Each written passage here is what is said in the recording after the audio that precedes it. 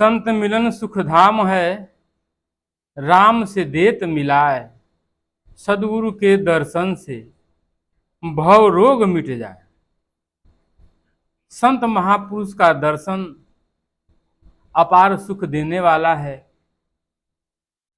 किसी भी स्थिति में मिल जाए, किसी भी समय मिल जाए तो सदा सुखदाई है, सुख देने वाला है और परमात्मा की का प्राप्ति कराने वाला है। हर समय हर काल में संत का महिमा अगाध है, अमित है।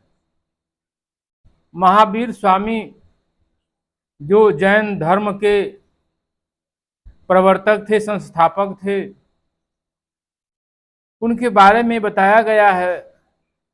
महावीर स्वामी के 24 जन्मों का उल्लेख मिलता है।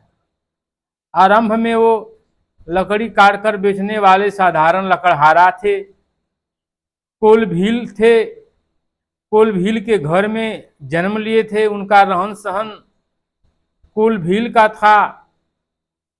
एक संत की उन पर दृष्टि पड़ी और वो संत को देखते रहे काफी समय तक। उस दर्शन के फल से अगले जन्म में वो 2 संतों को भोजन कराए, सेवा का अवसर मिला और उनका चिंतन करते रहे। इसी पुण्य से तीसरे जन्म में उनको विधिवत दीक्षा मिली, उपदेश मिला, दीक्षित हुए और उसी पुण्य से चौथे जन्म में वो संत हो गए। फिर तो ब्राह्मण भी हुए, एक बार वे नरक भी गए, एक बार शेर भी हुए, कभी उत्तम कोटि के दंडी भी हुए और अंतिम 24वें जन्म में वे तीर्थंकर स्वयं पावन और दूसरे को भी पावन करने की इच्छा हो गए। अरिहंत कहलाए, जो शत्रुओं से मुक्त हो और दूसरे के शत्रुओं का अंत कर सकते हैं, वे महापुरुष के रूप में परिवर्तित हो गए। उन्होंने अपना अलग से कोई धर्म नहीं चलाया, ऐसी भी कोई बात नहीं है। गीता का ही धर्म महावीर भी हैं। आत्मशुद्धि करणात् धर्म, आत्मा की शुद्धि करना ही धर्म है। एक राजा ने पूछा, कैसे शुद्धि होगी यह आत्मा? उन्होंने बताया, दर्शन ज्ञान क्षत्राणि, तीर्थंकर महापुरुषों का दर्शन, उनके द्वारा ईश्वर की जानकारी का ज्ञान, उनके अनुरूप तप तथा आचरण द्वारा चरित्र निर्माण, इतना ही धर्म का सारांश है। प्राप्ति वाले महापुरुष, सभी महापुरुष तीर्थ स्वरूप हैं। जड़ चेतन मग जीव घनेरे, जिन चितये प्रभु जिन प्रभु हेरे, ते सब भय परम पद जोगु, अभरह दरस मेटा भवरोग। संत महापुरुष दूसरे का कल्याण करने के लिए अपना जीवन समर्पित कर देते हैं, सारा जीवन निछावर कर देते हैं।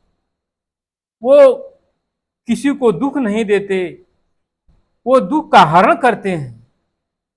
दूसरे के दुख को देख करके स्वयं दुखी हो जाते हैं और दूसरे का दुख अपने ऊपर ले लेते हैं।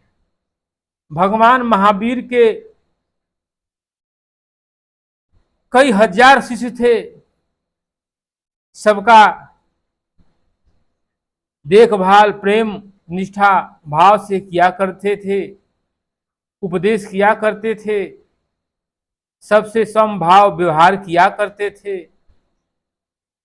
भगवान महावीर ने भी शिष्यों के कल्याण के लिए ही अपना देह लीला समाप्त किया था।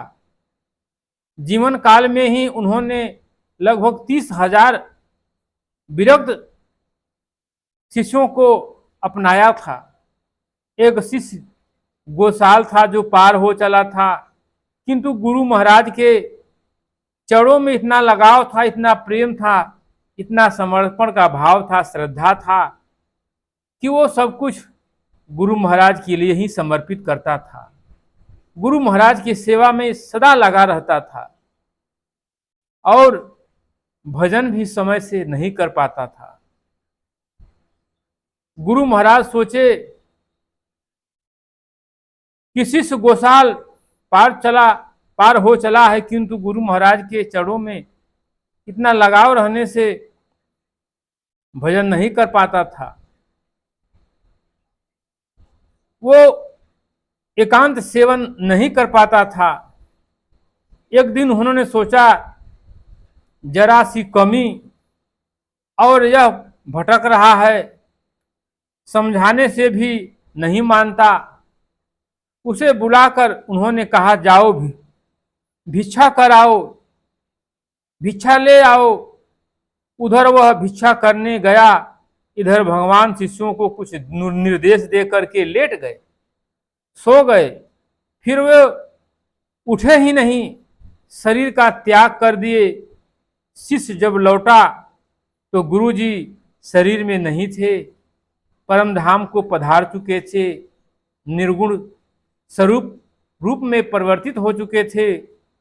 बहुत रोया, बहुत बिलखा, बहुत उसके आत्मा को कष्ट हुआ। अब क्या करे, गुरुजी के न रहने पर उसे अपार कष्ट हुआ। फिर उसने अन्य शिष्यों से पूछा कि गुरुजी हमारे लिए कुछ कहे थे, कुछ बताए थे, कुछ बोले थे, कुछ निर्देश दिए थे। सतीर्थों ने कहा हाँ, गुरुदेव ने कहा था कि तू पार हो चला है, तू पार हो चला है। क्या बित्ता भर पानी में छप छप कर रहा है, शांत एकांत में बैठकर थोड़ा चिंतन कर ले, ध्यान लगा ले, एकदम उस पार हो जा। अब मोह करने के लिए गुरु जी का पार्थिव शरीर भी नहीं है, अब किसका मोह करता है। भजन कर ले, सुमिरन कर ले, परम तत्व परमात्मा को विदित कर ले। चिंतन में वो लग गया, साधन क्रम में लग गया। 15-20 दिनों में उसे कैवल्य पद की प्राप्ति हो गई। उन महापुरुष ने सोचा जरा सी कमी के कारण इस गरीब को 1-2 जन्म लेना पड़ सकता है, भुगतना पड़ सकता है, काफी परेशानी सहना पड़ सकता है।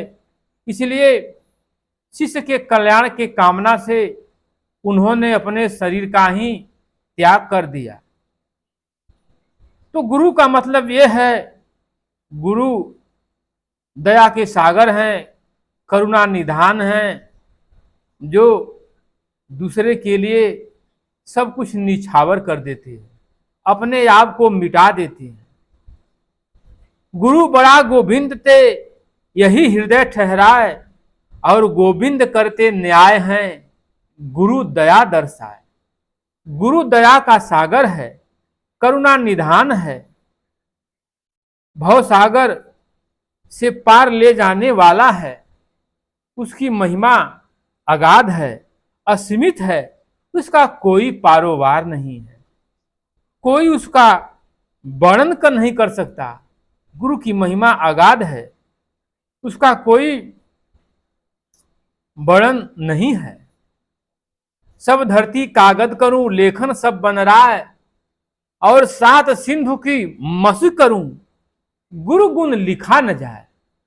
गुरु की महिमा का गुणानुवाद करना अति कठिन है। अगर 7 समुद्र को स्याही बना दिया जाए, इस धरती पर जितने वृक्ष हैं उनको कलम बना दिया जाए, फिर भी गुरु के महिमा का